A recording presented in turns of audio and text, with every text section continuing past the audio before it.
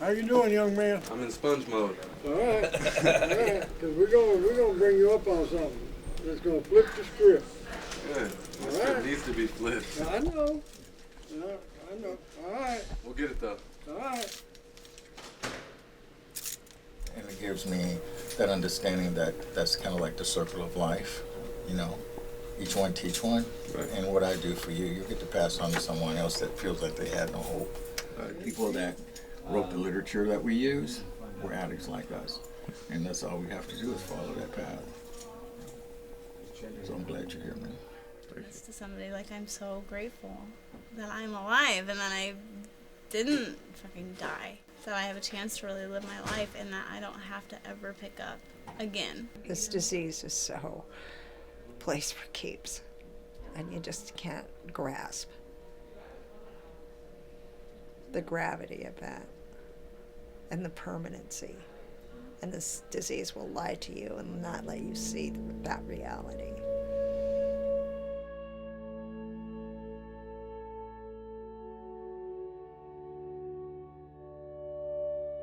The idea that came out was someone in recovery from heroin addiction meeting people in the detox center and literally taking them by hand to that first appointment, getting them in housing, getting them everything they needed to survive, introducing them to other people in recovery immediately. The mentor program was designed by the people, for the people. We are the people. The only difference between us and the clients is some days clean. All I wanted was freedom of choice. That's all I wanted, was to just, dear God, have a choice when I woke up to not get loaded. And if that could happen, I was good. And this program gave me that.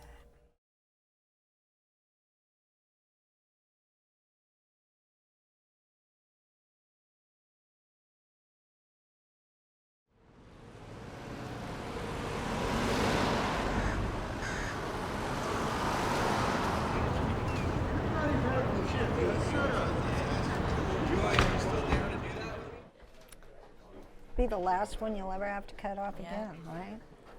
Yay. Yay. Thank you. So go, relax, make sure you eat something, okay? Get something to eat. You see that right there, that look? Yeah, that's why you're here. That is why you are here. That shit is not gonna work here. No internet. So go get something to eat, start putting your rooms together and make it yours. Yeah. Make it yours, that's your space. I say I'm a recovery mentor, and they always look at me quizzically, like what is that? I work with a population of people that are ready to do something different in their addiction and want to recover, and the methods they've tried so far have not been successful. You know, you bring people here, and drugs and alcohol aren't the problem. Drugs and alcohol are the relief from the problem. We get them out of the mess they're in. We give them a place to stay that's safe. It's a base of operation. We send them to treatment. And treatment is important. Treatment's new language, new information. We help people stabilize. We connect with people, make human connection with them. They're in that state of desperation. They're in that state of willingness. They said, I want to do something different, and this program gives them permission to do that. This is what my life is. This is who my family was, and it ain't gonna get much better, and I just accepted that, and it was wrong information. Rico is a fascinating person, a fascinating story, a real drug addict, coming from the bottom, coming into this program, making connections with some good people, and really doing the work that it takes to get clean and stay clean. Since I was 17 years old, they told me I was gonna spend the rest of my life in and out of jail. They told me that I was gonna die like my stepmom. They told me, you know, I would always be putting my family through hell or be a hazard to the community. And today the community wants and loves us and is proud of us, and we make the community better. My job description is to clean. I'm the shop steward there. I've been the shop steward for 4 years. So I have to stay in gratitude a lot and look at the special things in life that mean the most to me, which is my son and my mom.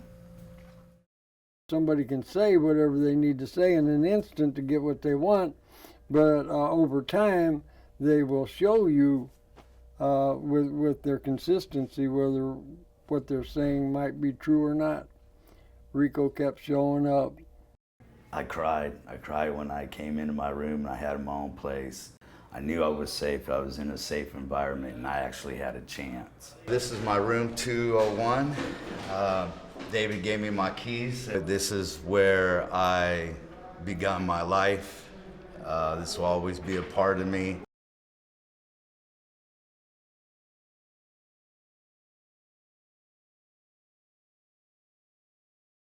CBC was outstanding for me because I had slept in most every doorway downtown, or smoked crack, or shot dope in every doorway downtown. So when I was able to go over there and work for Portland City Parks, or I was able to go over there and work for the Elks Club and put glasses together to send to prison, or work on the garden. We went to Lorehurst Park. It felt so good to give back to the community that I had damaged so long. It really gave me a lot of self-esteem, made me feel a part of something. My graduation certificate was one of the first things I gave my mom. So, for Christmas one year, so it was a powerful experience. I mean, I wasn't a horrible human being. They told me when I came to the mentor program I was a good man, but my past and my record and the path I had led was pretty horrible, so that my son will never even have one day of that, I hope, is pretty outstanding.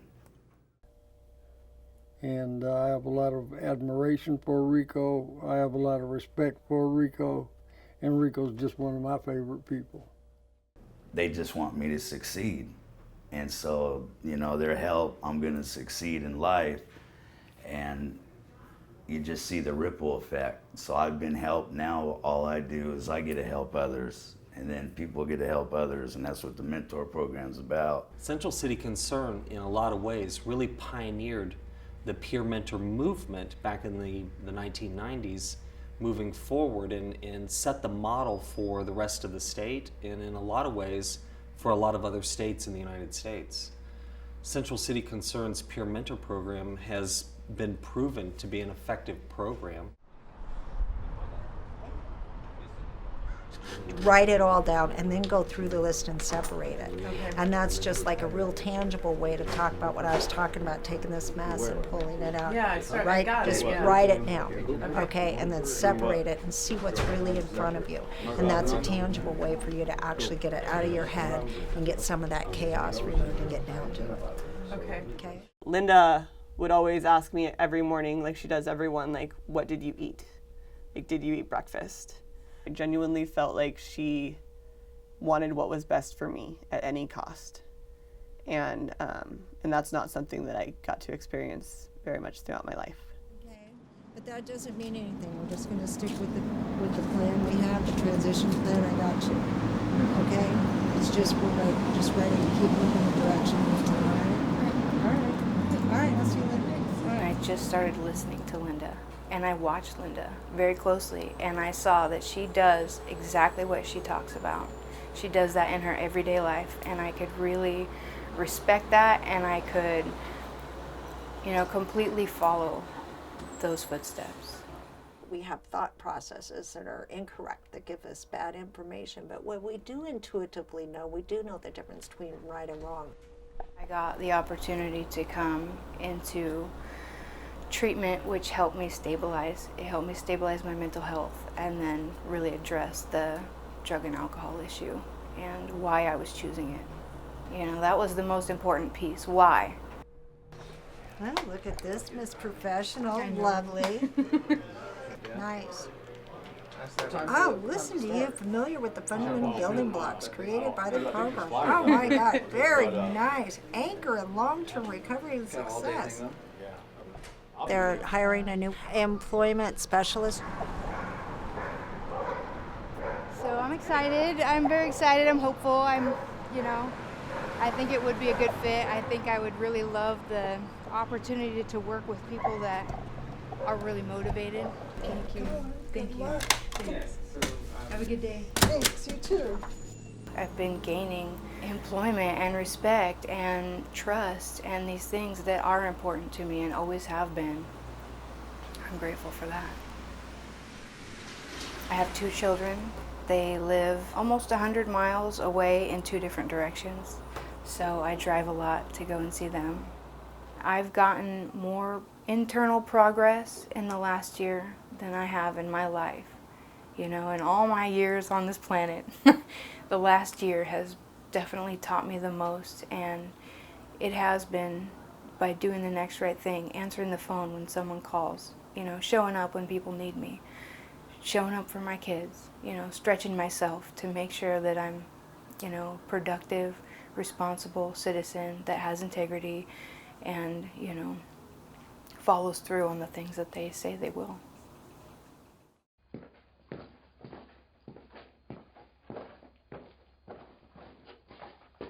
CJ started to find something that he hadn't had before, and that was consistency. That was people doing things for him without an expectation of something from him.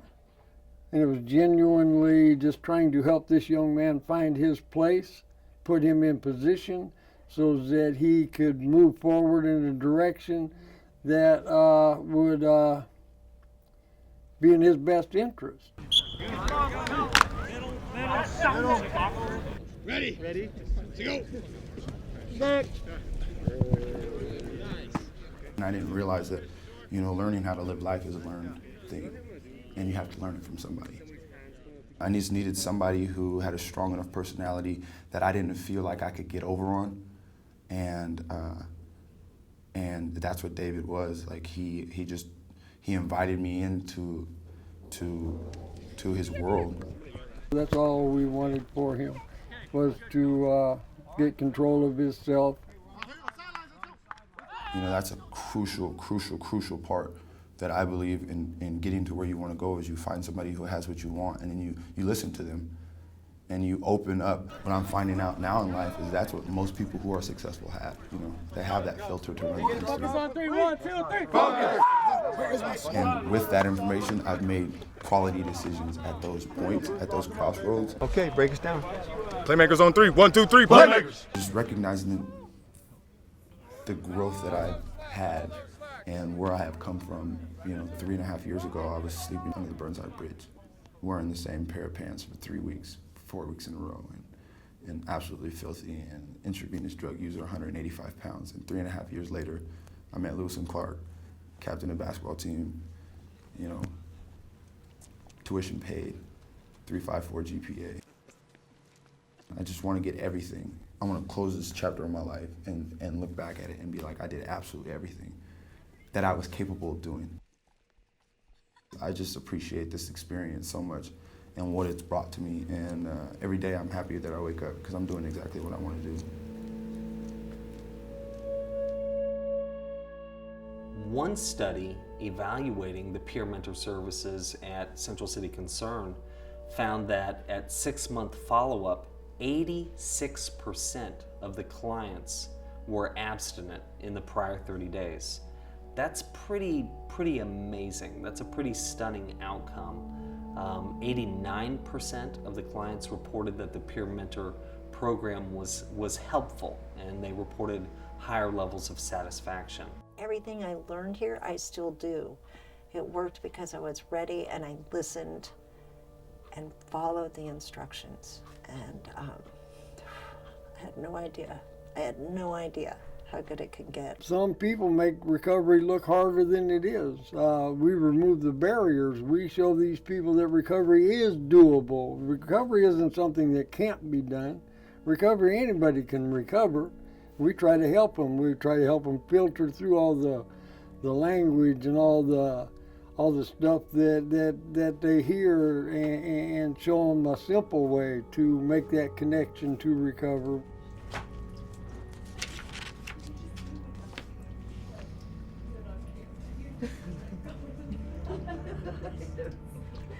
Christmas is my first Christmas in 23 years. And I called David up, and I called him up Christmas morning. I was there with my daughter, her mom, my sister, some family, and I was just out there on the deck by myself. And I called David up, and I said, man, I want to thank you. And you know, David, he's like, for what? He says, man, I said, man, this is the first time I've been able to have a Christmas at home with my family. He says, you did that. You did that. I put you in position, but you did that. You made everything that's going on in your life possible. And that's what you've done, Rico. Everything in your life, you had a hand in making it possible. When my life gets rough, and it does once in a while, I think of the mentors, you know, Doug, Chet, David, what they've done for me and how far I've come, and I get such an overwhelming feeling of love and gratitude, and keeps me pushing for another day. So I'm just grateful to be a mentee for life, as we say.